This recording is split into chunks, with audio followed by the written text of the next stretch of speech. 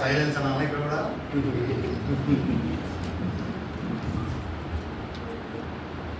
ఈ ఉత్తరార్ధ ఆచార్య ప్రశిక్షణ వర్గంలో ప్రతిరోజు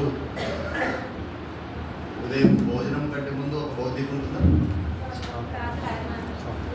అంటే బౌద్ధిక పూర్వార్థం మధ్యాహ్నం బౌద్ధిక ఉంటుందా? సాధారణ కాలాంశం ఒకటి బౌద్ధిక. సాధారణ కాలాంశం ఇది బౌద్ధిక కాలాంశం. ఇది బౌద్ధిక వ్యక్తికి పడారు కదా కాబట్టి బౌద్ధిక కాలాంశం. అయినప్పటికీ ఈరోజు మనకు అవగాహన కోసం ఇచ్చినటువంటి అంశము కొద్దిగా మందిలో మీరు కూడా మాట్లాడాల్సి వస్తుండొచ్చు. రాష్ట్రీయ స్వయం సేవక సంఘ ప్రేరణతో పనిచేస్తున్నటువంటి వివిధ క్షేత్రాలు. వెనక ఉన్నటువంటి మాతాజీలు ఇంకొక వరుస చేర్చేవాటి వాళ్ళు ఎందుకో చాలా దూరం అయిపోయారు. నాకు అమ్మ కుర్చీతోనండి ఇంకొక వరుస చేయండి. అక్కడ చీకటిగా ఉంది నాకు.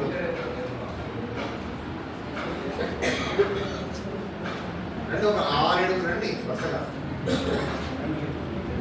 ఇప్పుడు లేచారు కదా, మీ వెనకాల ఎవరు ఉంటుంది వాళ్ళు ముందుకు రావాలి. సమ్యక్లో కూర్చోండి ఈ కుర్చీలతో సహా. ఈ రెడ్ కార్పెట్ మీకే, ఈ కింద ఉన్న రెడ్ కార్పెట్ అంతా మీకే.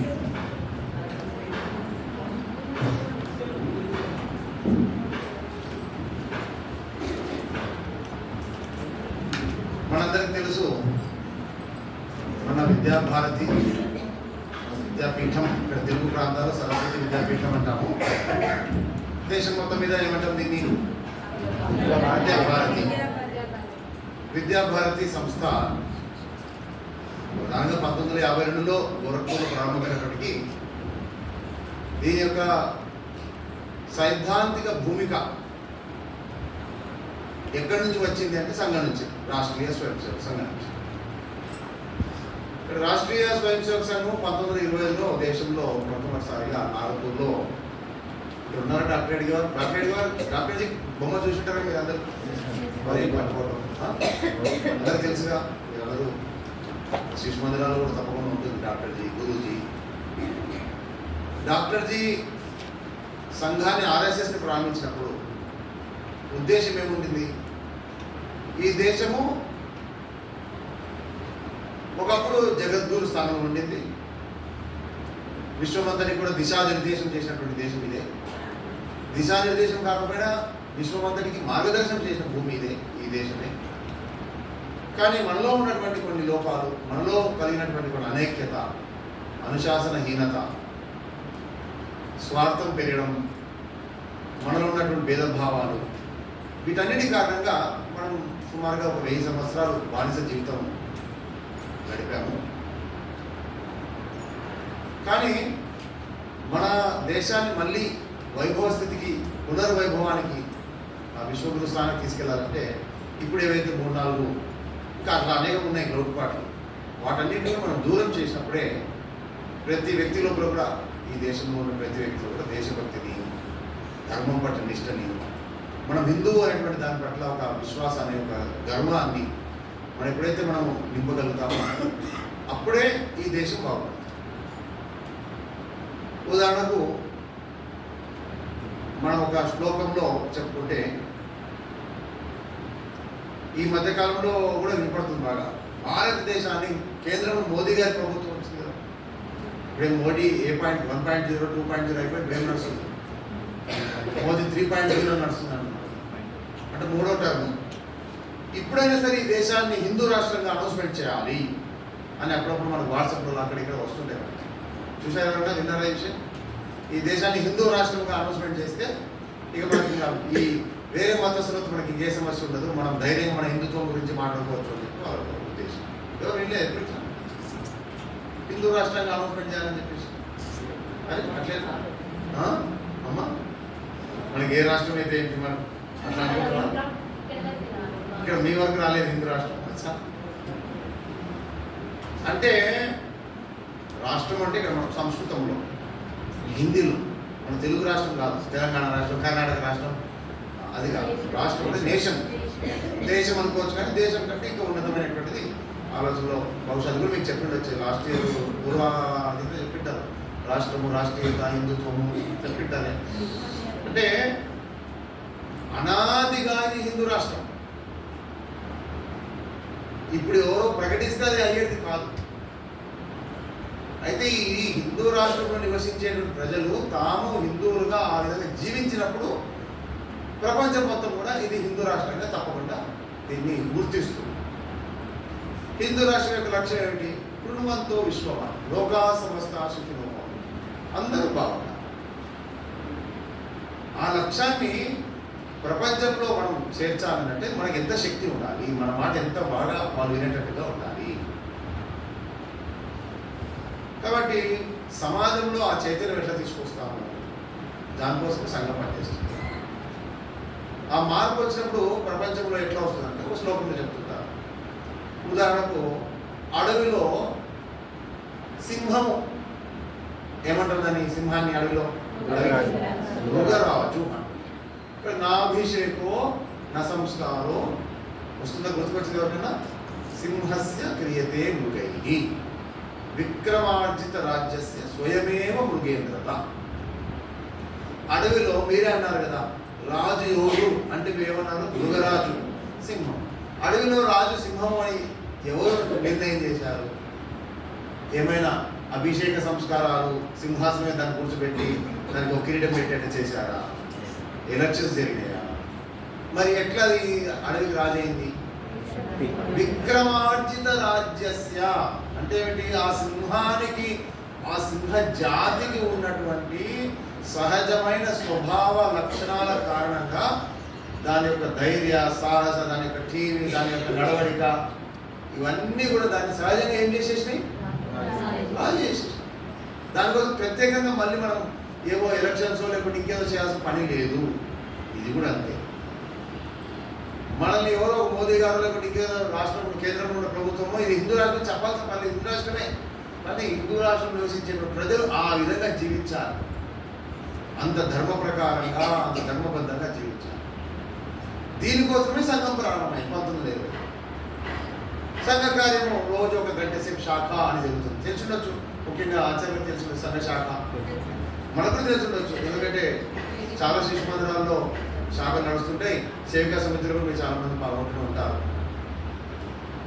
రాష్ట్ర సేవికా సమితి కావచ్చు, రాష్ట్రీయ స్వయం సేవక సమితి కావచ్చు. రోజు ఒక గంట సేపు హిందువులు ఒక చోట కలుసుకుంటారు.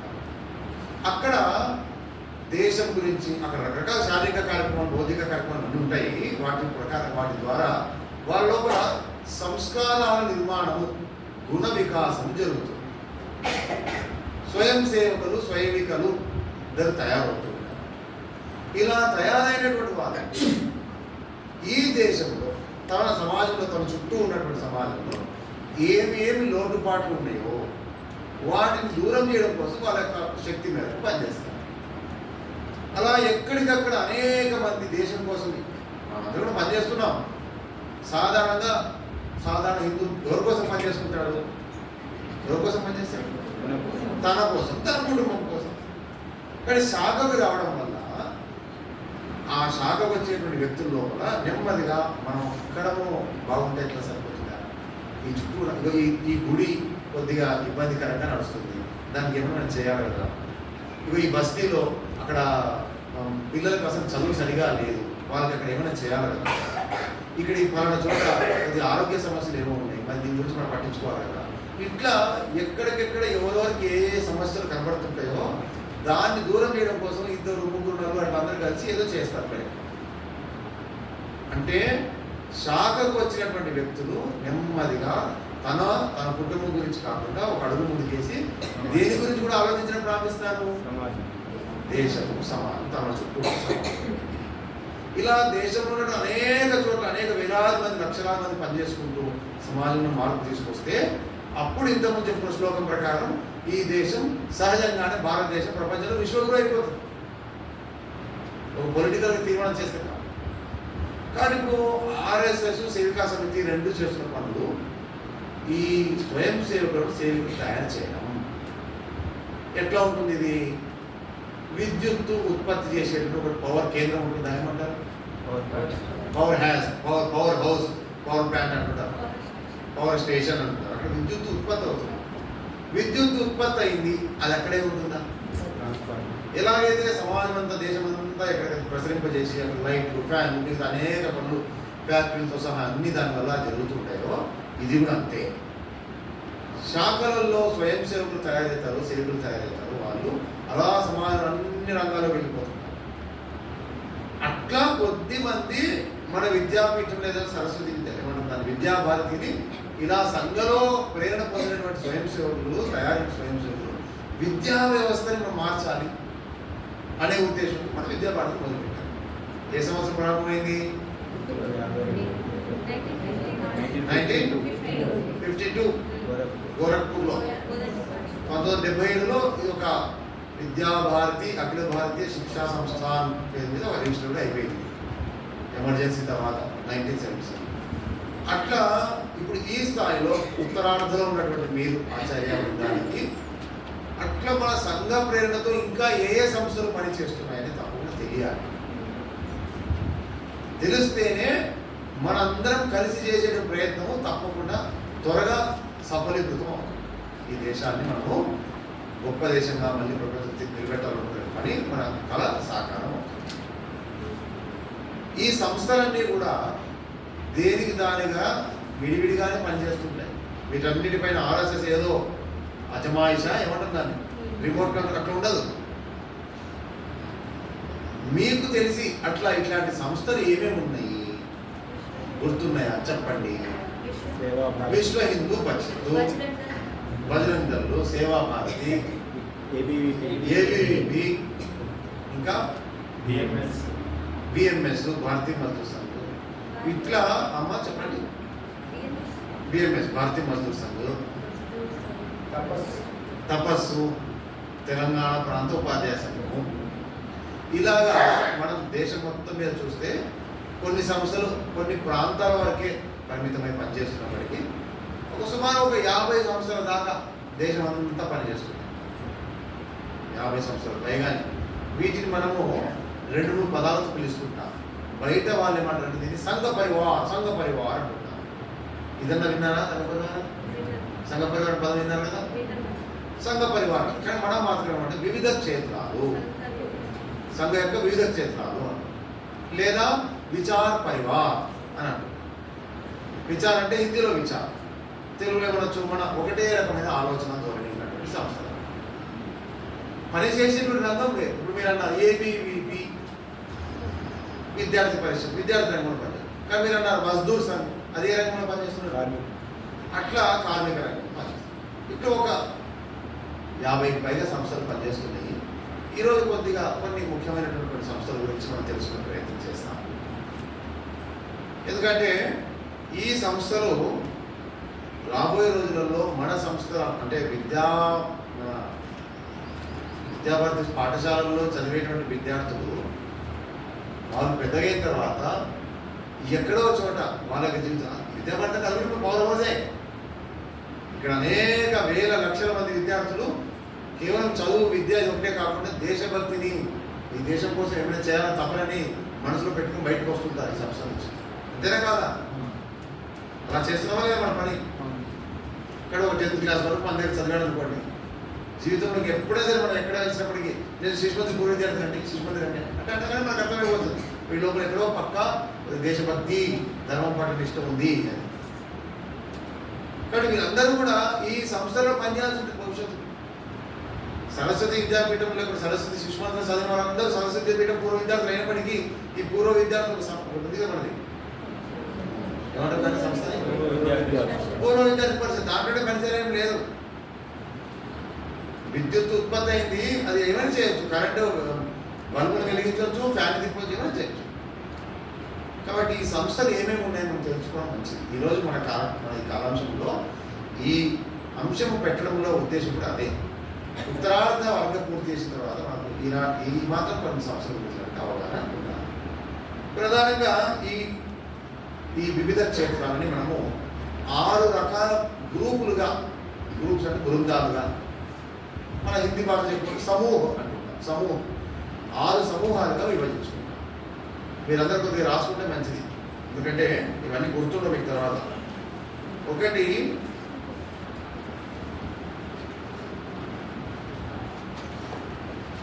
శిక్షా సమూహము అంటే మన దగ్గర నుంచి మొదలు పెడతారు. ఇంకా 6 హెడ్డింగ్స్ కూడా రాసుకోవడం మంచిది. ఒకరిద్దరు ఏదో అప్పుడే నిద్రపోతున్నారు, ఏంటది మధ్యాహ్నం పడుకున్నదమ్మా పక్కన వాళ్ళు లేపడుతుంది కాదు. మన పనే నిద్రమత్తులో ఉన్న హిందూ జాతికి లేపడం, మనమే నిద్రపోతే ఎట్లా? శిక్షా సమూహం అని రాసినప్పటికీ మనం తెలుగులో శిక్ష అంటే ఏంటి? పనిష్మెంట్ కాదు కదా, శిక్షణ, విద్య, విద్యారంగము అనుకోవచ్చు. రెండవది సామాజిక సమూహము. సామాజిక సమూహం అంటే సమాజంలో రకరకాలుగా ఈ కార్యక్రమాలు చేసేటువంటి. మూడవది సేవా సమూహం, సర్వీస్ యాక్టివిటీస్ నిర్వహించేటువంటి సంస్థ. నాలుగవది ఆర్థిక సమూహం అంటే దేశాన్ని సమాజాన్ని ఆర్థికంగా ఎలా తీసుకొస్తామని ఆలోచన చేసే సంస్థ. ఐదవది వైచారిక సమూహం. వైచారిక అంటే బుద్ధిపరమైన సైద్ధాంతిక విషయాల్లో సమాజంలో ఇప్పుడు నేను ఒక ప్రశ్న అడిగాను, ఇది హిందూ రాష్ట్రం ఇట్లా ఎప్పుడైనా విన్నారంటే మరి చాలా మంది మాకు మావోయిస్టుగా రాలేదండి అన్నారు. చూడండి, మనది పక్క మనకు ఉండాలి అవగాహన, మనకే కాదు మొత్తం సమాజం మొత్తం ఉండాలి. లేకపోతే ఏమవుతుంది, మనది హిందూ రాష్ట్రం కదా అంటే వెంటనే ఒక ఆయన అంటాడుగా అట్లయితే మరి ముస్లిమ్స్ క్రైస్తవులు లేరా అని అంటారు కదా. మీరు అంటున్నారు అట్లా? ముస్లిం క్రైస్తవులు అంటే మనకేం సమస్య?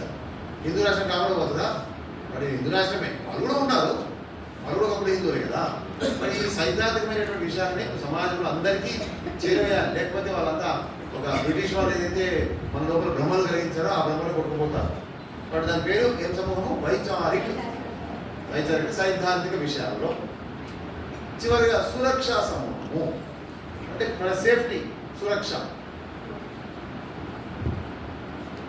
కొద్దిగా క్లుప్తంగా ఒక్కొక్క సంస్థ గురించి కొద్దిగా చెప్పుకుంటూ వెళ్దాము. ఈ మొట్టమొదటి సమూహం ఏమనుకున్నాం? శిక్షా సమూహం. శిక్షా సమూహంలో ఒక 5-6 సంస్థలు మనం పూర్తి చేసుకుంటే, మొట్టమొదటి ఇంతకు చెప్పారు కదా, మన ఎట్లా మనది ఉండనే ఉంది విద్యాభారతి, అఖిల భారతీయ శిక్షా సంస్థాన్ని కూడా విద్యాభారతి అంటారు సింపుల్గా. ఇక్కడ విద్యాభారతి ఎందుకు మొదలైంది, ఎట్లా పనిచేస్తుంది అంత మనకు తెలుసు ఎట్లా. అయితే దేశం మొత్తం మీద యాజ్ ఆన్ టుడే ఎన్ని వేల పాఠశాలలు నడుస్తున్నాయి? 20,000, 18,000, 30,000. ఇప్పుడు మరి తెలుసుకోవాలి. మరి నేనైతే ఇప్పుడు కరెక్ట్ చెప్పలేకపోతున్నా, కానీ మీరు ఎందుకంటే ఆ రంగంలో మీరు పనిచేస్తున్నారు తప్పకుండా తెలుసుకోవాలి. మన సుధాకర్ జిన్నో, పద్మ శ్రీనివాస్ జిన్నో ఒకసారి అడిగితే మనకు ఒక లెక్క తెలుస్తుంది. ఎందుకంటే మనం కూడా ఎవరికైనా చెప్పేటప్పుడు ఇన్ని వేల పాఠశాలలు జరుగుతున్నటువంటి సంస్థలో మేము పనిచేస్తున్నాం గర్వంగా చెప్పుకోవచ్చు కదా. పాఠశాలలు ఇన్ని వేలు ఉంటే మరి విద్యార్థులు ఎంతమంది ఉంటారు? బహుశా 24 లక్షలు అట్లా ఉంటుందా? 24 లక్షలు, 24,000 శిశు మందిరాలు. మరి విద్యార్థులు ఎంతమంది ఉంటారు? వచ్చారు ఒక్కొక్క శిశు మందిరంలో ఒక 100 మంది అనుకుంటున్నా. కాబట్టి చాలా పెద్ద సంఖ్యలో మనము మన జాతీయ భావాలని భవిష్యత్తు తరానికి నింపుతున్నాం. మనం చాలా గొప్ప పని చేస్తున్నాం. అట్లాగే రెండో సంస్థ ABVP, అఖిల భారతీయ విద్యార్థి పరిషత్. ఇది 1949లో జూలై 9వ తేదీన ఈ దేశంలో పనిచేయడం ప్రారంభించింది. ముఖ్యంగా 1949 అంటే RSS పైన నిషేధం నడుస్తున్నటువంటి రోజులు. గాంధీజీని 48 జనవరి 30వ తేదీ నాడు హత్య చేశారు. అప్పటికే RSS చాలా విపరీతంగా తన శక్తిని పెంచుకున్నాడు. అంటే ఈ సంస్థని ఎట్లనే సార్ దీన్ని అడగదొరకాలి, లేకపోతే ఇది రేపు రోజున మనకే అడ్డుగా నిలబడుతుందని చెప్పేసి కాంగ్రెస్ వాళ్ళు, ముఖ్యంగా నెహ్రూ గారు, వీళ్ళందరూ కూడా భయపడ్డారు. మనకేం రాజకీయ మన లక్ష్యం దేశం వైభవంగా ఉండాలని చెప్పేసి వాళ్ళకి అర్థం కాలేదు. వాళ్ళది మొత్తానికి గాంధీజీని చంపింది RSS వాళ్ళే అని చెప్పేసి ఆ నాథురామ్ గాడ్సే అంటే ఆ గాంధీని చంపింది ఎవరండి? నాథురామ్ గాడ్సే, ఈయన RSS ఆయన అని చెప్పి ప్రచారం చేసి మొత్తానికి RSS నిషేధించారు. చాలా ఇబ్బందులు పెట్టారు. అటువంటి సమయంలో దేశంలో పరమపూజి గురూజీ, ఇక్కడ ఫోటో లేదు కానీ డాక్టర్ గురూజీ అంటారు. ఆ గురూజీ యొక్క మనసులో కలిగింది ఇక కేవలం ఆర్ఎస్ఎస్ పని ఒక్కటే మనం పనిచేస్తుంటే సరిపోదు, మనం ఇక అనేక రంగాలు మనం వెళ్ళిపోవాలి. దాదాపుగా మొట్టమొదటి వివిధ క్షేత్రం అంటే ఏబీపీ అనుకోవచ్చు బహుశా. అట్లాగా విద్యారంగంలో స్టూడెంట్స్ మధ్యలో, ముఖ్యంగా స్కూల్ విద్యార్థులు మరియు కాలేజీ విద్యార్థుల్లో కూడా ఈ దేశభక్తి భావాన్ని ఏమంటే జ్ఞానము, శీలము, ఏకత. ఎవరైనా దీంట్లో ఏబీపీలో పనిచేశారా? పనిచేయలేదా? మన కొత్త కొత్త ఉంటారు. జ్ఞానము, శీలం, ఏకత అనేటువంటి లక్ష్యంతో, అంటే జ్ఞానం అంటే విద్య, శీలం క్యారెక్టర్, విద్యతో పాటు శీలం, ఏకత సంఘటన, ఐకమత్యం.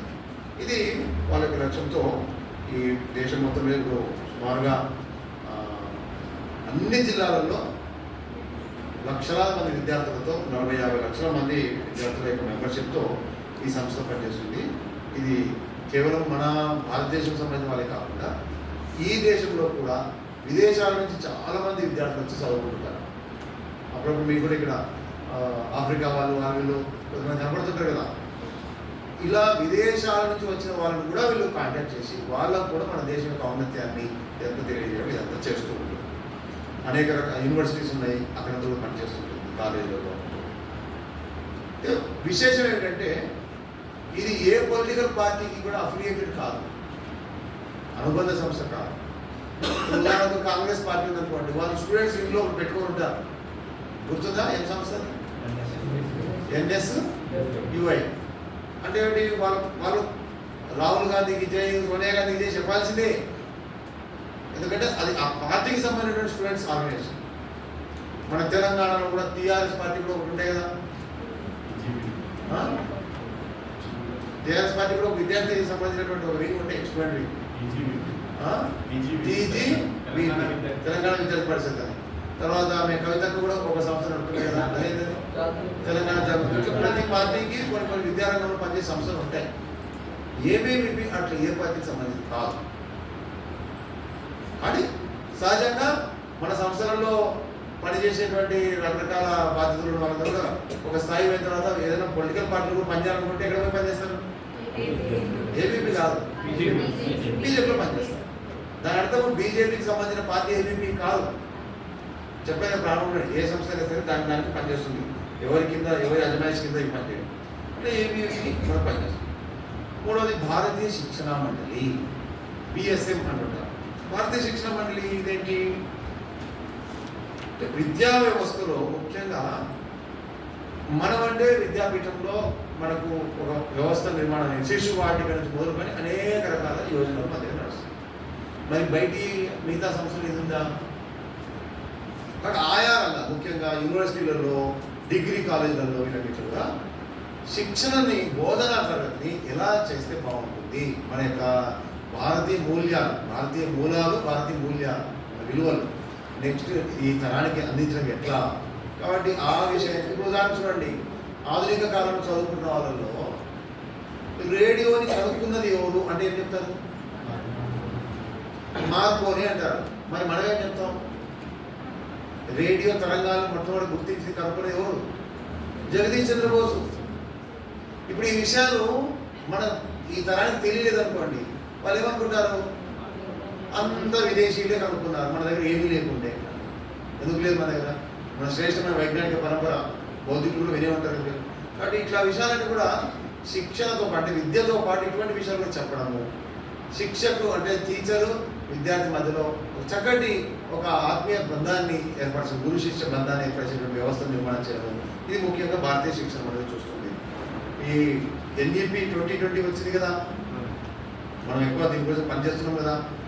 అందులో 60% ఈ భారతీయ శిక్షణ మండలి కార్యకర్తలు దాన్ని మొత్తం అధ్యయనం చేసి NEPకి సలహాలు ఇచ్చారు. ఆ కమిటీకి ఇస్తేనే ఆ NEPలో అవన్నీ ఇంప్లిమెంట్ అయినాయి. అంటే మన విద్యా వ్యవస్థలో మార్పు తీసుకొచ్చే విషయంలో పనిచేస్తారు. అట్లాగే అఖిల భారతీయ శైక్షిక్ మహాసంఘ్, ABRSM అంటారు. అఖిల భారతీయ రాష్ట్రీయ శైక్షిక్ మహాసంఘ్, ABRSM. ఇప్పుడు మీరు అన్నారు ఇంత తపస్సు అని. ఈ ABRSM అనేటువంటిది తపస్సు, తెలంగాణలో తపస్సు, ఆంధ్రప్రదేశ్లో ఇది ఆపస్. ABRSM రాష్ట్రీయ శైక్షిక్ మహాసంఘ్. ఇదేమిటిది? ఇది టీచర్లకు సంబంధించిన సంస్థ. లెక్చరర్లు, ప్రొఫెసర్లు, టీచర్లు అంటే ఉపాధ్యాయులు వీళ్ళకి సంబంధించిన చాలా మటుకు గవర్నమెంట్ టీచర్లు కూడా మనకంటే కొద్దిగా ఇట్లా విషయాన్ని చెప్పి చెప్పి చెప్పి మనల్ని కొంచెం మార్చేస్తే ఈ సంస్థ, కానీ బయట వారికి ఏముంటుంది బిల్ అండ్ బిల్ ఇదే ఉంటుంది. మరి పిల్లలకు వాడిని ఏమని చెప్తామండి, వాళ్ళ తల్లిదండ్రులకి అది అట్లా అన్నా అంటారు. చాలా మంది ఉన్నారు మంచిగా చాలా జాగ్రత్తగా పిల్లలు పెంచేవాళ్ళు పాఠశాలలు లేకపోలేదు, కానీ వ్యవస్థలో అలా లేదు. కాబట్టి టీచర్లలో కూడా ఇటువంటి భావం కేవలం బిల్ అండ్ బిల్ కాదు, మనం కూడా ఈ దేశం యొక్క భవిష్యత్తు మన పైన ఆధారపడి మన పని మీద ఆధారపడి మనం కూడా ఐకమత్యం కావాలి. మనం కూడా ఈ సమాజ నిర్మాణాన్ని మన యొక్క పద్ధతిని మన పాత్రను పోషించాలి. లేకపోతే ఏమవుతుంది చూస్తుంటే మీ గ్రామాల్లో మీరు మండలాలు ఏర్పాటు చూడండి, మొత్తం గవర్నమెంట్ టీచర్లు అందరూ కూడా స్కూల్ అయిపోయిన తర్వాత ఏం చేస్తుంటారు తెలుసా, వడ్డీ వ్యాపారాలు చేస్తుంటారు. ఏ మండలం ఏర్పాటు పోయినా వాళ్ళ డబ్బులు అయినా అంతే, ఇంకేదో బిజినెస్ ఇంకేదో. అంత అవసరం ఉంటుందా? గవర్నమెంట్ ఇచ్చే జీతం సరిపోదా? కోరిక తప్పు కాదు, సంపాదన చేసుకోవాలి, కానీ తగినంత భగవంతుడు మనకు గవర్నమెంట్ పరంగా టీచర్ పని ఇచ్చారు కాబట్టి అటువంటి వాళ్ళలో నెమ్మదిగా ఈ సమయాన్ని మేము ఈ వ్యక్తిగత సంపాదన కోసం కాకుండా ఇంకా మంచి పని చేసుకోవడం కోసం చేయొచ్చు కదా అనే భావన మనం నిర్మాణం చేస్తాం. అందుకే దీని పేరు అఖిల భారతీయ ఏబీ ఆర్ఎస్ఎం. అందులో భాగమే మన తెలంగాణలో తపస్ అన్నారు, టీపస్ తెలంగాణ ప్రాంత ఉపాధ్యాయ సంఘం. 5వ సంస్థ సంస్కృత భారతి. సంస్కృత భారతి విన్నారా? పేరు విన్నారా? సంస్కృత భారతి ఇందులో వైద్యుకి పడింది ఎవరమ్మా? సంస్కృత పాఠనే కదండి. సంస్కృత భారతి. సంస్కృత భాష మన అతి పురాతనమైన భాష, కానీ ఈరోజు మనకు కనబడుతుందా అమ్మా? అక్కడక్కడ వినపడుతుంది. భగవద్గీత శ్లోకాలు చెప్పినప్పుడు, మనం ప్రార్థన చెప్పినప్పుడు ఇది వినపడుతుంది, ఇప్పుడు వైద్యుకి పాడినప్పుడు. కానీ సంస్కృతము మృత భాష కాదు, అమృత భాష. దీన్ని మళ్ళీ జీవింపచేయాలి అనే ఉద్దేశంతో ఈ శిక్షారంగంలో విద్యారంగంలో సంస్కృత భారతి పనిచేస్తుంది. ఇది కూడా 1996లో ప్రారంభమైంది, దేశం మొత్తంగా పనిచేస్తుంది. మొత్తం మీద ఇట్లా ఈ విద్యారంగంలో ఈ 5 రాసుకున్నామా? మొట్టమొదటి విద్యాభారతి, ఏబీవీపీ, భారతీయ శిక్షణ మండలి, ఏబీఆర్ఎస్, అదే తపస్సు లేదా అపాసు, సంస్కృత భారతి. ఇంకా కూడా ఉండే 1-2 సంస్థలు. ఉదాహరణ శిక్షా సంస్కృతి ఉత్యాన్యాస్ అని ఒకటి ఉంది. శిక్షా సంస్కృతి ఉత్యాన్యాస్ మన దగ్గర మన తెలంగాణ ప్రాంతం తక్కువ పనిచేస్తుంది. అది మొత్తం మీద అది కూడా ఇంతే. ఈ విద్యారంగంలో భారతీయ పద్ధతులలో ఇప్పుడు ఏదైతే మనం పూర్వకాలంలో మనకు గురుకులంలో చదివేటువంటి విద్యార్థులు ఎన్ని రంగాలు ఆరితేరే వాళ్ళు. కానీ ఇట్లా ఇటువంటి ఆలోచన ఎందుకు చేరుతుంది మనం అనేటువంటి పద్ధతిలో ఈ సంస్థ పనిచేస్తుంది. 2వ సమూహం మీరు రాస్తున్నారు. 2వ సమూహం పేరేమంటే సామాజిక సమూహం. ఇందులో మొట్టమొదటి మనకి ఎక్కువగా చెప్పుకోవాలి, ఇంతకుముందు చెప్పారు విశ్వ హిందూ పరిషత్.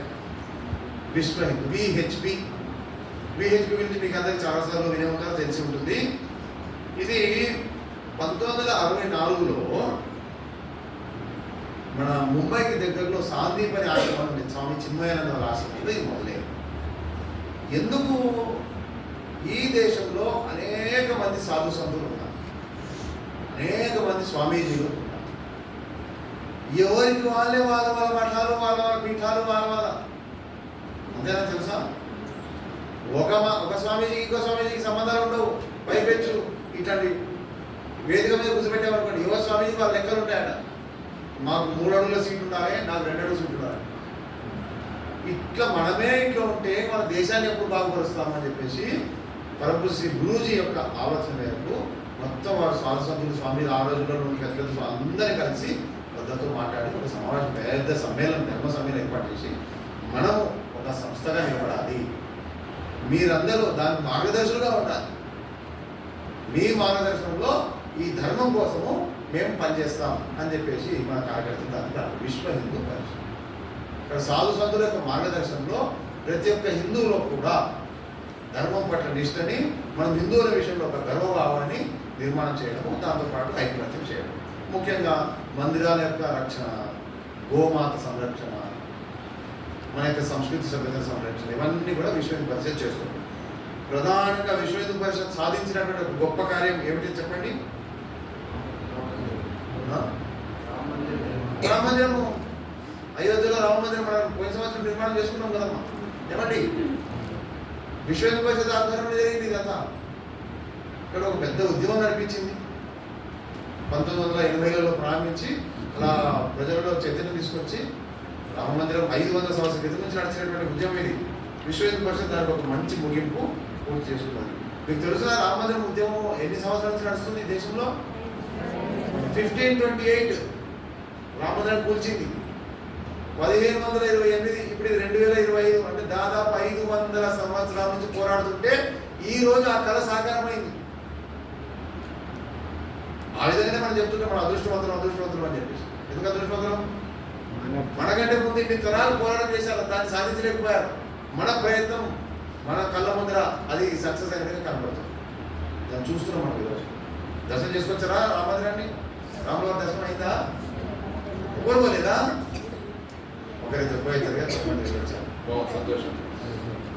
అట్లాగే విశ్వ హిందూ పరిషత్ దానికి సంబంధించి ఇంకొన్ని సంస్థల్లో పనిచేస్తుంది. దుర్గా వాహిని, మహిళల్లో చైతన్యం, బజరంగ దళ్ యువకులలో ముఖ్యంగా, తర్వాత మాతృశక్తి మహిళల ఆధారం చేసుకొని గుడి కేంద్రంగా భజనలు, లలిత శాసనం, పారాయణాలు, ఆధ్యాత్మిక చింతనతో పాటు అక్కడ దేశము, ధర్మము, సంస్కృతి గురించి చెప్పారు. అట్లా సత్సంగాలు నడిపిస్తుంటారు. అట్లా ఎక్కడైనా విశ్వ హిందూ పరిషత్ నడిపించే సత్సంగంలో ఎప్పుడైనా పాల్గొన్నారా? ఓకే, చాలా మనం తెలుసుకోవాలమ్మా. సంతోషం, మీరంతా కొత్త వాళ్ళు. విశ్వ హిందూ పరిషత్ తర్వాత వనవాసి కళ్యాణాశ్రమం. బహుశా ఇది వినే ఉంటారు మీరు. వనవాసి కళ్యాణ పరిషత్. వనవాసి కళ్యాణ పరిషత్తు ఇది 1952లో మొదలైంది. ఛత్తీస్గఢ్లో ప్రారంభించారు మొట్టమొదట. వనవాసి అనగానే పేరు మనకు గుర్తుకొస్తుంది కదా. ఎవరు వీళ్ళు వనవాసులు అంటే? ఇక్కడ అడవి తల్లిని ఆధారం చేసుకొని వాళ్ళ యొక్క జీవితం మొత్తం సాగిస్తున్నారు. వనవాసం, అడవుల నివాసం. ఏమైపోయింది బ్రిటిష్ వాళ్ళ టైంలో ముఖ్యంగా ఈ వనవాసి క్షేత్రాల్లో బ్రిటిష్ వాళ్ళని గుర్తించారు. వీళ్ళు చాలా అమాయకులు. ఇక్కడ వీళ్ళని మనం కనుక ట్రాప్ చేస్తే ఈజీగా వీళ్ళు ఏమైపోతారు? మతమైపుడి క్రైస్తవులు. క్రైస్తవులు చేసేసి వీళ్ళని ఈజీగా అని చెప్పేసి బాగా పెద్ద ఎత్తున ఇప్పుడు మనం అస్సాం, మేఘాలయ, మణిపూర్, త్రిపుర ఈ 7 సిస్టర్స్ చూస్తే మొత్తం రాష్ట్రాలకు నాగాలాండ్కి అంతా మొత్తం క్రైస్తవులు అయిపోయారు. 70-80%. కాబట్టి చూసిన తర్వాత మన వాళ్ళకి అనిపించింది ఇక్కడ మనం ఏదో మాకు ప్రయత్నించాలి. లేకపోతే రాబోయేలో ఈ మొత్తం వనవాసం అందరూ క్రైస్తవులు అయిపోతే ఇంకేముంది? అన్నమన్నటి వరకు కూడా నాగాలాండ్ అటుపక్క ఎవరైనా మనం వెళ్తే మీరు are you coming from India అని అనేవాళ్ళట. అంటే ఏంటి? వాళ్ళు అసలు వాళ్ళ మనసును ఎట్లా మార్చేశారు క్రైస్తవులు? మన వేరే దేశము, ఇండియా అనేది వేరే దేశం అంటే చేస్తారు. మన దేశం విడగొట్టేశారు. ఇప్పుడు మన పరిస్థితి మనకి మారిపోయింది. వనవాసి కళ్యాణ పరిషత్తు అట్లా ఈ వనవాసులలో పనిచేసే వాళ్ళకు విద్య అంటే హాస్టల్స్, పాఠశాలలు, వాళ్ళకు ఒక శారీరకంగా చాలా గట్టిగా ఉంటారు. వాళ్ళ క్రీడా కేంద్రాలు, ముఖ్యంగా ఏ విద్యలో వాళ్ళు ఆరితేరుతుంటారు వనవాసులు. వేటాడడం చేస్తారు వాళ్ళు బాగా. ఆర్చరీ, మన ఆర్చరీలో లింబారాం అని ఒక పేరు ఉంది. National player, international player. Limbaram గారు మన వనవాసి కళ్యాణాశ్రమం నడిపే క్రీడా కేంద్రంలో మొట్టమొదట సాధన చేసుకుని పైకి వచ్చిన వ్యక్తి. అట్లా ఈరోజు దేశం మొత్తం మీద కూడా 15,000 స్థలాల్లో ఈ వనవాసి కళ్యాణాశ్రమం యాక్టివిటీస్ నడుస్తున్న సేవా కార్యక్రమాలలో కూడా సుమారుగా 1000 మంది దాకా పూర్తి సమయ కార్యక్రమాలు దీనికోసం పనిచేస్తున్నారు. అట్లాగే భారతీయ జనతా పార్టీ మన రాజకీయ రంగంలో చెప్పక్కర్లేదు మనకు. ఈరోజు ప్రపంచం మొత్తం మీదనే అత్యధిక సభ్యత్వం కలిగినటువంటి రాజకీయ పార్టీ ఏదంటే భారతీయ జనతా పార్టీ. బీజేపీ సుమారుగా 12-13 కోట్ల మంది ఈ పార్టీలో సభ్యులు. ప్రపంచంలో ఇంత పెద్ద పార్టీ ఏది లేదు. అసలు కొన్ని ప్రపంచ దేశాల జనాభా కూడా అంత లేదు. కాబట్టి భారతీయ జనతా పార్టీ గురించి మనం పెద్దగా ఇంకా చెప్పుకోకర్లేదు. చాలాసార్లు మనం దాన్ని వింటూనే ఉన్నాం. ప్రధానంగా ఉద్దేశం ఏంటంటే నేషన్ ఫస్ట్, జాతి దేశం ముఖ్యం మొట్టమొదటి. రెండవది పండిత దీన్ దయాళ్ ఉపాధ్యాయ గారు ప్రవచించినటువంటి ఏకాత్మ మానవ దర్శనం, దీన్ని ఆధారం చేసుకొని దాని యొక్క సిద్ధాంతాలని, దాని యొక్క రాజకీయ ఏవైతే మనం పథకాలు అనుకుంటామో అవన్నీ చేస్తుంటారు. దాంట్లో వచ్చేది అంత్యోదయ అంటుంటారు. అంత్యోదయం అంటే ఏంటి అంటే చివరి వ్యక్తి కూడా అభివృద్ధి చెందాలి. అభివృద్ధికి సంబంధించిన ఫలాలు కేవలం కొద్ది మందికి మాత్రమే కాదు, ఆ చివరి వ్యక్తి, ఆఖరి వరుసలో ఆఖరి వ్యక్తి అంటున్నటువంటి అట్లా. అందుకే ఇప్పుడు మనం మోదీ గారు చేసే పథకాలు ఇవన్నీ సెంటర్ పెట్టినట్టున్నాయి. ఇప్పుడు అందరికీ విద్యుత్తు అంటారు. అందరికీ అంటే ఇంకా ఏ కుగ్రామం, ఏ గ్రామంలో కూడా విద్యుత్ లేకుండా ఉండవు, అట్లా ఉండకూడదు. అన్నిటికీ అన్ని ఊళ్ళకి రోడ్లు, అంతే, ప్రతి గ్రామం రోడ్లు. ఇట్లా వాళ్ళకి ఆలోచన అంత్యోదయం అంటుంది. అట్లాగే ఒక సంస్థ క్రీడా భారతి 1992లో ప్రారంభమైంది. క్రీడా భారతి పేరులోనే ఉంది. దేనికి సంబంధించిన సంస్థ ఇది? క్రీడాకారులు, క్రీడలు, క్రీడాకారులు. దేశంలో ఉన్న ప్రతి వ్యక్తి కూడా ఏదైనా ఒక క్రీడతో సంబంధం పెట్టుకోవచ్చు. ఏది లేకుండా ఇంట్లో యోగాసనాలు, మన సూర్య నమస్కారాలు చేసుకుంటే కూడా వాళ్ళ ఆరోగ్యం బాగుంటుంది. కాబట్టి సమస్త మానవాళి, ముఖ్యంగా మన దేశంలో ప్రస్తుతం సమస్త ప్రజానీకము, మన సమాజంలో అందరూ కూడా ఆరోగ్యంగా ఉంటారు. రెండవది క్రీడాకారులు కూడా, వాళ్ళు కూడా దేశభక్తి ఉండాలి. క్రీడాకారులు అందరూ దేశం కోసం పోరాడుతుంటారా? అట్లేం లేదు. వాళ్ళ పేరు ప్రఖ్యాతి, వాళ్ళ మెడల్స్ కావాలని చెప్పి కోరుకుతూ ఉంటారు. బట్ వాళ్ళలో కూడా మన కోసం కాదు, దేశం కోసం ఆడాలి అనే భావన నిర్మాణం చేస్తారు. అలాగే వాళ్ళలో కూడా చాలా లుకలుకలు ఉంటాయి. లుకలుకలు అంటే ఏమర్థం అవుతుంది? ఒకడు ఎదుగుతుంటే ఇంకొకటి పక్కన కాలు చూడటం ఉంటాయి. అక్కడ అందరం కలిసి పనిచేయాలని కూడా ఐకమత్య భావాన్ని వాళ్ళలో కూడా నింపడం కోసం క్రీడా భారతి. ముఖ్యంగా భారతీయ ఆటలు, కబడ్డీ ఉంది. రాను కబడ్డీకి తగ్గిపోయింది. ఈ మధ్యకాలం మళ్ళీ మనం ప్రయత్నం చేసి దాన్ని పెంచాం. ఇవి ఏం కబడ్డీ అంటుందండి? ప్రో కబడ్డీ వస్తుంది కదా, టీవీలలో బాగా చూస్తున్నారు, బాగా ఆడుతున్నారు కూడా. లేకపోతే ఒకటే పిచ్చి, ఏ పిచ్చి? క్రికెట్. కాబట్టి భారతీయ ఆటలకు మనం ప్రాముఖ్యత ఇస్తూ, ముఖ్యంగా మల్ఖంబ్ అని విన్నారా? మల్ఖంబ్ ఒక స్తంభం లాగా ఉంటుంది, చక్కది, దాని మీద అంత విన్యాసాలు చేస్తుంది కదా. మల్ఖంబ్ ఎప్పుడు విద్యాభారతిలో మల్ఖంబ్ ఉండాలి ఏమండి? కేల్కొందులో ఉందా? ఇక్కడ మన ప్రాంతంలో లేనట్టు కదా. ఉందా మల్ఖంబ్? ఉందా? మా పాఠశాలలో మల్ఖంబ్ పెట్టామని అన్నారా? ఏ పాఠశాల? వెరీ గుడ్, గ్రోత్ వచ్చాయి. ఎప్పుడైనా వీడియోలో చూపేయండి మల్ఖంబ్ అంటే ఏంటో. చివరిగా ఈ సమూహంలో సంస్కార భారతి. సంస్కార భారతి కళారంగంలో కళాకారులు, మనకు తెలుసు కదా మన దేశంలో ఎన్ని రకాల కళలు ఉన్నాయి చెప్పండి. కరెక్టే. చతుశ్రేష్ఠి కళలు అంటే 64 కళలు. కానీ కళాకారులు కూడా ఎట్లుంటారో సేమ్ క్రీడాకారులు అన్న వీళ్ళు కూడా, వాళ్ళకి ఎక్కువ ఏమంటారు దాన్ని, గర్వం ఉంటుంది అన్నమాట. ఏమంటుంది దాన్ని, వాళ్ళు నాకు కళ నేను ఈ దీంట్లో అని అట్లా ఉండి ఏం లాభం? వాస్తవంగా మన భారతీయ సంప్రదాయం ప్రకారం కళలు ఆ పరమాత్మని చేరుకోవడం కోసం ఒక సాధనాలుగా మన వాళ్ళు భావించేవారు. ఒక అన్నమాచార్య అన్ని 33,000 పాటలు రాసి లాస్ట్కి ఆయన ఎక్కడ లీనమైపోయారు? దేవుని అదే మన యొక్క కళల యొక్క ఈ ఉండే. కానీ ఈ రోజుల్లో కళలు కూడా వ్యక్తిగత పేరు ప్రఖ్యాతుల కోసం. కాబట్టి కళాకారులలో కూడా ఈ దేశభక్తి భావన, మనం కూడా అందరం కలిసి ఈ కళల ద్వారా సమాజంలోకి చైతన్యం తీసుకొస్తాం అనే పద్ధతిలో వాళ్ళు నిర్మాణం చేయడం కోసమే సంస్కార భారతి. ఇప్పటి వరకు 10 సంవత్సరాలు అయినట్టున్నాయి. దాంట్లో నుంచి ఒక 5 చాలా మంది మీరు వినలేదు కదా ఇవన్నీ. చూడండి, నెక్స్ట్ 3వ సమూహం సేవా సమూహం. ఇందులో ఒకటి వస్తుంది సక్షం అనే ఒక సంస్థ పేరు. సమదృష్టి క్షమతా వికాస్ ఏవం అనుసంధాన్ మండల్. అంత పెద్దది మనకు సక్షం అనుకుంటే సరిపోయి. ప్రధానంగా సక్షం యొక్క పని దివ్యాంగుల మధ్యలో పనిచేస్తుంది.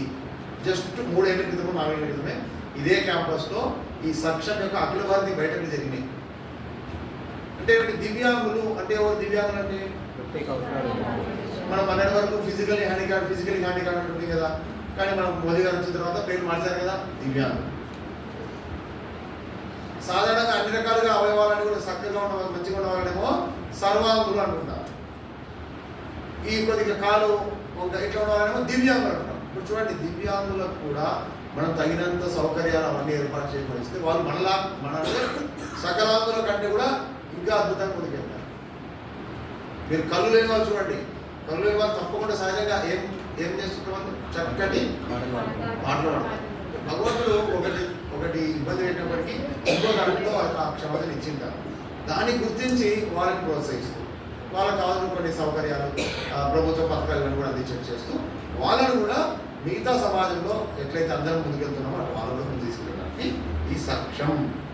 రెండోది ఆరోగ్య భారతి. రెండో సంస్థ ఏం సమూహం ఇది? సేవ. ఆరోగ్య భారత్ ఉంది, పేరులోనే ఉంది. మొత్తం యావత్ భారతదేశం ఏ విధంగా జీవించాలి?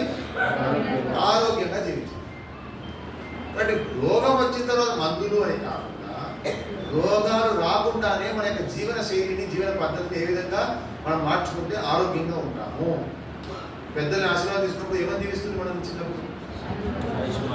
ఆయుష్మాన్ బాబు. సరే, శతమానంలో అంటే ఇప్పుడు 100 సంవత్సరాలు 100 ఏళ్ళు హాయి, 100 ఏళ్ళు బస్సు అప్పుడు ఎందుకు షుగర్ పీపుల్తో స్వస్థం అంటే మనకు తెలియకుండానే మనము ఆరోగ్యాన్ని పెద్దగా పట్టించుకోవడం దాని అట్లా ఉద్దేశం. కాబట్టి ఆరోగ్య భారతి 2004లో ప్రారంభమైనటువంటి సంస్థ. ఇది ప్రధానంగా స్కూల్ విద్యార్థుల నుంచి మొదలుపెట్టి ఆరోగ్య అవగాహన కలిగిస్తూ, ఇప్పుడు ఆరోగ్య భారతి కార్యక్రమం మన పాఠశాలలో కూడా మనం ప్రారంభించామనుకోండి, పిల్లలు ఈ పిజ్జాలు, బర్గర్లు అవి ఇవి తినకుండా మంచిగా, లేకపోతే ఇప్పుడు మన ఇంటర్వ్యూలు రాగానే బయటకు పోయో కొనుక్కొని వస్తుంటారు. మన దగ్గర ఉంటే అట్లా పద్ధతి లేదు కదా, మన శిశుమందిరాలు లేదు కదా. బయట స్కూల్, గవర్నమెంట్ స్కూల్ చూడండి, బయట కుర్కురీలు, లేసులు అవి ఇవి అన్నీ తింటుంటారు. మొత్తం పిల్లలంతా ఆరోగ్యం చిన్నప్పటి నుంచి చెడిపోతుంటారు. NMO national medicos organisation. ఇది వైద్య రంగంలో అంటే మెడికల్ విద్యార్థులు. ఇప్పుడు మనం చూస్తుంటాం చాలా ఆసుపత్రులు, కార్పొరేట్ ఆసుపత్రులు ప్రజల్ని ఆరోగ్యపరంగా రక్షిస్తున్నాయా లేకుంటే ఇంకేమైనా చేస్తున్నాయి? ఏం చేస్తుంది? చెప్పండి, ఏం పర్లేదు. దోచుకుంటున్నాయి. కరోనా టైంలో చూసాం, వేల మంది లక్షల రూపాయలు ఖర్చు పెట్టి అందుకు సగం మంది దాన్ని చనిపోయారు. కాబట్టి మనం మామూలుగా వైద్యో నారాయణో అని అంటాం దేవుడి కానీ ఈరోజు వైద్య వృత్తులు కాబట్టి వాళ్ళకు కూడా డాక్టర్ కూడా చదువుతున్నప్పుడే ఆ విద్యార్థులని ఒక సేవా భావన నింపడం కోసం, ఒక దేశభక్తి భావన నింపడం కోసం, సమాజంలో మనం చాలా ముఖ్యమైన పాత్ర అని చెప్పి వాళ్ళు కూడా ఆలోచన రేకెత్తించడం కోసం పనిచేసే సంస్థనే national medicos organisation. Next Bharat Vikas Parishad. ఇప్పుడు ఎట్లయితే రోటరీ క్లబ్, లయన్స్ క్లబ్ అని ఇట్లా ఎవరైతే బాగా డబ్బు సంపాదించుకున్న వాళ్ళందరూ కూడా మేము సమాజానికి ఏదైనా చేయాలి అని చెప్పి ఒక సంస్థలు అనుకుంటారు కదా, అట్లనే ఇది స్టార్ట్ అయింది. ముఖ్యంగా వీళ్ళు కాళ్ళు చేతులు లేని వాళ్ళకు ఉచితంగా తక్కువ ఖర్చుతో తయారు చేసినటువంటి చక్కగా మంచి క్వాలిటీ ఉన్నటువంటి పెట్టుడు కాళ్ళు, పెట్టుడు చేతులు అనుకుంటారు కదా, అవన్నీ వాళ్ళు సప్లై చేయడం, వాళ్ళందరికీ కూడా తద్వారా వాళ్ళ యొక్క జీవితంలో వాళ్ళు అనేక రకాల మంచి పనులు చేయడానికి వాళ్ళు భారత్ వికాస్ పరిషత్ అట్లే స్కూళ్ళకు మన శిశుమందిర్ పాఠశాలకు కూడా భారత్ వికాస్ పరిషత్ అక్కడెక్కడ సహకరించిండాలి. బెంచ్లు లేకుంటే ఇంకేదైనా ల్యాబ్ ఉంటే ఇచ్చిండాలి. రోటరీ క్లబ్ వాళ్ళు ఇచ్చినట్టున్నారు కదా అక్కడ. భారత్ వికాస్ పరిషత్ కూడా అట్లాంటి సంస్థనే మనదే అన్నట్టు. అట్లాగే రాష్ట్రీయ సేవా భారతి. సేవా భారతి అయితే మనకు తెలుసు, దేశ మొత్తంలో 1,500,000 సేవా కార్యక్రమాలు ఇది నిర్వహిస్తుంది. ముఖ్యంగా స్లమ్ ఏరియాస్, మురికి వాడలు, బీదల బస్తీ, పేదల బస్తీలలో, గుడిసెల వాడలలో ఈ సంస్థ పనిచేస్తున్నారు. దేశం మొత్తం మీద 1,00,000 పైగా బాల సంస్కార కేంద్రము, భజన మండలి, ఉచిత బోధన, ఫ్రీ ట్యూషన్స్, ఇక్కడ కిషోరి వికాస్ కేంద్రాలు, కుట్టు మిషన్లు, ఆరోగ్య సేవ ఇవన్నీ నడిపిస్తుంటారు. 4వ సమూహం ఆర్థిక సమూహం. ఆర్థిక సమూహంలో మనకు ముఖ్యంగా భారతీయ మజ్దూర్ సంఘ్ BMS వస్తుంది. కార్మిక రంగంలో మామూలుగా మన కార్మికులు అనగానే ఒక కమ్యూనిస్టు సంస్థలు గుర్తుకొస్తాయి. ఎర్ర జెండా, ఏం జెండా అది? ఎర్ర జెండా. ఎర్ర జెండాని ఎవరి పాటలు బాగా రాశారు వాళ్ళు. కానీ వాళ్ళ ఉద్దేశాలన్నీ కూడా ఈ దేశాన్ని ముద్దలు చేయడమే కమ్యూనిస్టు సిద్ధాంతం. ఈ దేశం ఒకటిగా వాళ్ళు ఎప్పుడు గుర్తించారు. అంత రష్యాకు, చైనాకు అంత పడుతుంటారు. ఇక్కడ కార్మిక రంగంలో కూడా దేశభక్తిని, కార్మిక రంగంలో కూడా భారత్ మాతాకి జై, కార్మిక రంగంలో మనం అందరూ ఒకటిగా ఉండాలి అనే ఉద్దేశంతో ఈ సంస్థ ప్రారంభం. భారతీయ మజ్దూర్ సంఘ్ 1955 ప్రారంభమైంది, 1955 ప్రారంభమైంది. ఇప్పుడు దేశం మొత్తం మీద సుమారుగా 2 కోట్లకు పైగా దీని సభ్యత్వం ఉంది. అసలు ప్రపంచంలోనే అత్యంత పెద్ద కార్మిక సంస్థ ఇది. అయితే పెద్ద సంస్థ చెప్పుకోవడం కోసం కాదు, కార్మికులారా ఏకం కండి, ప్రపంచాన్ని ఏకం చేయండి అని వీళ్ళ సిద్ధాంతం. ఇక్కడ జాతీయ భావాలు కలిగినటువంటి కార్మికులు, అందుకే ఇప్పుడు ఆటో యూనియన్ లేకుంటే రకరకాల యూనియన్స్ ఉంటాయి కదా, వీటన్నింటిలో కార్మికులు ఈ బిఎంఎస్ పనిచేస్తుంది. ఎప్పుడైనా ఆటో మీరు ఎక్కేటప్పుడు ఒక ఇట్లా పిడికిలి ఉండి గడ్డి సంబంధించినటువంటి ఆకున్నటువంటి ఒక బిఎంఎస్ అని రాసి ఉంటే అది మన వాళ్ళనే ఆటో, ధైర్యంగా ఎక్కొచ్చు మీరు, తుర్పులు కాదు అదంతా. కాబట్టి అట్లా ఉంటుంది భారతీయ మజ్దూర్. అట్లాగే స్వదేశీ జాగరణ మంచి, ఇదంతా ఆర్థిక సమూహంలో చెప్పుకుంటాం మనం, అంటే దేశం యొక్క ఆర్థిక పరిస్థితిని మెరుగుపరచడానికి స్వదేశీ జాగరణ మంచి దీని పేరులో ఉంది. ఇప్పుడు నిన్న మొన్న ఏవైతే మిసైల్స్ ఇవన్నీ చూస్తున్నామో అవన్నీ made in India missiles, BrahMos, మన దేశం మన వాళ్ళ తయారు చేస్తాం. అంటే మనదైనటువంటి కాలంలో మనం నిలబడాలి, మన అనేటువంటి ప్రతిదాన్ని మనం ప్రోత్సహించాలి. మన భాష కావచ్చు, మన వేషధార కావచ్చు, మన వస్తువులు కావచ్చు, ఏదైనా సరే దానికోసం పనిచేసే అంశం స్వదేశీ జాగరణ మంచిది. అట్లాగే భారతీయ కిసాన్ సంఘ్ ఉన్నది, బీకేఎస్ అంటాము. రైతులలో రైతుకి దేశానికి ఏం సంబంధం అండి అని అనుకోవచ్చు, కానీ కిసాన్ సంఘ్ రైతులలో ఒక ఐకమత్య భావాన్ని నిర్మాణం చేసుకొని మధ్యలో ఉన్న దళారీలకు మోసపోకుండా, దళారీలకు వాళ్ళు బానిస కాకుండా వాళ్ళని సంఘటితపరిచి చక్కటి సేద్యాన్ని చేస్తూ ఆ సేద్యం వల్ల ప్రజలకు ఆరోగ్యాన్ని కాపాడుకునేటట్టుగా చేస్తుంది. ఉదాహరణకు సేంద్రీయ వ్యవసాయం చేసామంటారు, మంచిది కదా, మన ఆరోగ్యాలు బాగుంటాయి, ముఖ్యంగా కెమికల్స్ అవి ఇవి వాడకుండా. కానీ ఇట్లా వాళ్ళు కూడా దేశభక్తిని నిర్మాణం చేస్తూ భూమి యొక్క రక్షణ ఇదంతా చెప్తూ అది పనిచేస్తుంది. సహకార భారతి, పొదుపు సంఘాలు అనుకోండి, సింపుల్గా పొదుపు సంఘాలు ఆర్థికంగా బలపడాలి ఈ సమాజం. దేశం మొత్తం మీద చాలా పెద్ద ఎత్తున ఈ సహకార భారతి పనిచేస్తుంది. 1979లో ప్రారంభమైంది. అఖిల భారతీయ గ్రాహక్ పంచాయత్ అంటే వినియోగదారుల యొక్క హక్కుల గురించి పోరాటం చేసే సంస్థ. మనమందరం కూడా ఎవరు, ప్రతి ఒక్క వ్యక్తి కూడా, ఈ దేశ ప్రధానమంత్రి కూడా ఒక వినియోగదారుడే. కానీ వినియోగదారులు అనేక సందర్భాలు మోసం చేస్తుంటారు.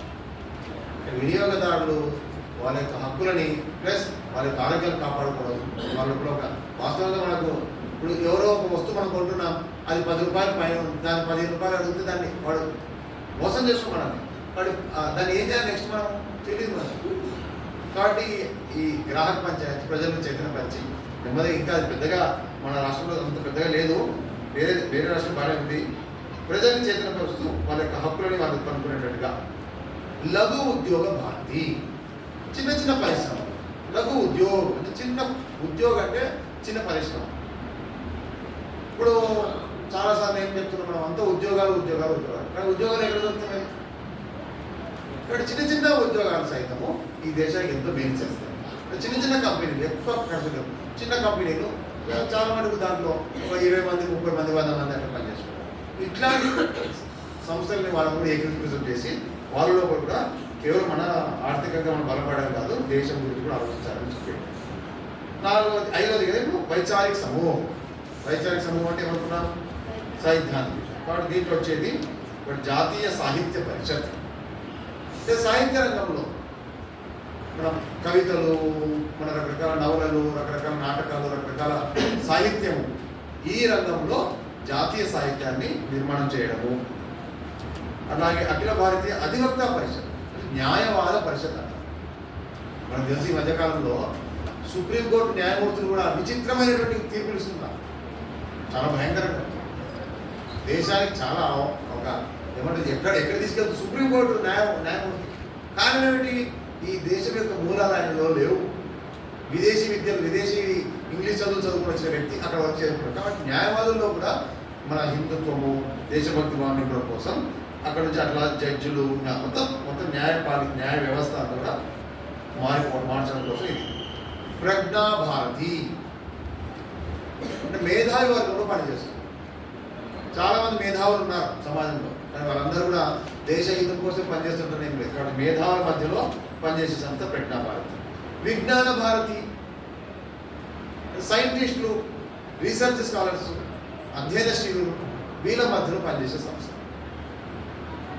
ఈరోజు మనము అనేక రకాల మిసైల్స్ అబ్దుల్ కలాం గారు కోరుకొని ఈరోజు మన దేశం తయారు చేస్తుంది. అనేక రకాల శాటిలైట్స్, ఎన్ని శాటిలైట్స్ ఇప్పటికి 100 నిన్న కూడా అయింది, 101 అందుకు ఆగిపోయింది, పేరైనట్టున్నది. 100 ఉపగ్రహాలు ఇప్పటి వరకు మనం ఆకాశంలో మనం పంపించాం. వాటి ఇవన్నీ కూడా ఈ సైంటిస్టుల యొక్క గొప్పతనం. వాళ్ళలో కూడా ఒక దేశభక్తులు, లేకపోతే ఒక్క సైంటిస్ట్ దేశద్రోహి అనుకోండి, మన దేశ రహస్యాలను పాకిస్తాన్కు, బంగ్లాదేశ్కు, చైనాకు వెళ్ళిపోతాయి. కాబట్టి ఇది కూడా చాలా ముఖ్యం. అట్లాగే ఇతిహాస సంకలన సమితి, మన చరిత్రకు సంబంధించి ఇతిహాసం చరిత్ర మనం చాలాసార్లు వినే ఉన్నాం కదా. ఇప్పుడు మనం చదువుకున్న చరిత్ర అంతా కూడా ఎవరికి అనుకూలంగా ఉంది? ఇంగ్లీష్ విద్యా విధానానికి అనుకూలంగా ఉండాలి. కాబట్టి మన వాస్తవ చరిత్ర చాలా సినిమా చూసిన చరిత్ర అండి. కాబట్టి ఎప్పుడైనా మనం మన చరిత్రను చదువుకున్నామా దీని గురించి? అసలైన చరిత్రను వెలికి తీయాలి, దీన్ని మన నేటి తరానికి అందజేయాలి. అప్పుడు మనకు ఒక గర్వము, మన చరిత్రపై మనం ఒక చక్కటి దాని చరిత్రకు వారసులం అని చెప్పి మన యొక్క మనసులో వస్తుంది. అట్లాగే చివరి సమూహం సురక్షా సమూహం. దీంట్లో పేరులో ఉంది కదా సురక్ష అని చెప్పి. ముఖ్యంగా హిందూ వాహిని అంటారు. విన్నారా హిందూ వాహిని పేరు? కాబట్టి ఇప్పుడు ఈ మధ్యకాలంలో ముఖ్యంగా లవ్ జిహాద్ అని ముస్లింలు మన హిందూ అమ్మాయిని ఎత్తుకుపోతున్నారు ప్రేమ పేరు మీద మోసం చేసి. లేకుంటే ఎక్కడ పడితే అక్కడ దర్గాలు వస్తాయి, ఎక్కడ పడితే అక్కడ వాడు మసీదులు కడతాడు, లేకపోతే చర్చి కడతాడు. వీటన్నిటి అడ్డుకునేది ఎవరు? ప్రత్యేకంగా వీళ్ళపైన దృష్టి పెట్టి దీనికోసం పనిచేసే సంస్థ మన హిందూ. అలాగే అఖిల భారతీయ పూర్వ సైనిక సేవా పరిషత్ అంటారు. అంటే సైన్యంలో పనిచేసి రిటైర్డ్ అయ్యి వచ్చిన వాళ్ళు వేల మంది మన సమాజంలో. సైన్యంలో పనిచేసి వచ్చారంటే సహజంగా అతని లోపల ఏముంటుంది? అటువంటి వాళ్ళందరినీ కలిపి వాళ్ళ ద్వారా నేటి తరానికి ఏమేమి మంచి పనులు చేయించవచ్చు, దేశభక్తిని ఎలా నిర్మాణం చేయవచ్చు పనిచేసే సంస్థ పూర్వ సైనిక సేవా పరిషత్. చివరిగా ఈ సంస్థలలో ఒకటి సీమా జాగరణ మంచం ఉంది. అంటే మన సరిహద్దుల దగ్గర, ముఖ్యంగా సముద్ర సరిహద్దు, వేరే భూమి సరిహద్దు, అంటే బంగ్లాదేశ్, పాకిస్తాన్, చైనా కూడా ఈ సరిహద్దులలో ఉన్న గ్రామాలలో ఎక్కువగా పనిచేస్తుంది సీమా జాగరణ మంచ్. ఇట్లా అనేక సంస్థలు మన దేశంలో వాళ్ళ రంగాలు ఇవన్నీ పనిచేస్తున్నాయి. ఒక్క విద్యావారి గురించి చెప్పినప్పుడే ఇంతకుముందు ఆచార్య చెప్పారు కదా, ఎన్ని వేల పాఠశాలలు చెప్పారు? 24,000 పాఠశాలలు. ఒక్క మన సంస్థ యొక్క శక్తి ఇంత ఉంది. ఇప్పుడు ఈ అన్ని సంస్థలు కలిస్తే మన శక్తి ఎంత? మరి ఇంత పెద్ద ఎత్తున మన దేశంలో ఒక పెద్ద మార్పు కోసము గత 50, 60, 70 సంవత్సరాలుగా, సంఘం అయితే 100 సంవత్సరాలుగా ఆర్ఎస్ఎస్ అయితే ఈ దేశం మనం పనిచేస్తున్నాము. మనము ఒక విద్యా భారతి సంస్థలో, ఒక స్కూల్లో ఒక ఆచార్యులుగా, ఒక మాతాజీగా పనిచేస్తున్నామంటే మనం ఒక్కరము కాదు, మనతో పాటు ఇన్ని వేల మంది కార్యకర్తలు పనిచేస్తున్నారు. అందరి లక్ష్యం ఒకటే, భారతదేశము ప్రపంచంలో ఏం కావాలి? వాటి ప్రజలందరూ కూడా మనం చెప్పిన పద్ధతులు మార్పు వచ్చేటువంటి రోజులు దగ్గరకు వచ్చేసినాయి. రాబోయే 15-20 సంవత్సరాల్లో మనం ఆ దృశ్యం చూడబోతున్నాం. భారతదేశం విశ్వగురు అవి తీరుతుంది. కానీ మనం అందరం కూడా ఇంకా నిష్ఠతో, ఇంకా పెద్ద ఎత్తున దీనికోసం సమయం ఇచ్చి మనస్ఫూర్తిగా నిష్ఠ పెట్టి పనిచేస్తే ఆ రోజు ఇంకా తొందరగా వస్తుంది. ఏమైనా అడిగేది ఉందా దీని గురించి? లేదు కదా, సమయం అయిపోయింది కాబట్టి ఇల్లు కూడా వచ్చేసింది కాబట్టి ఏమడగదు.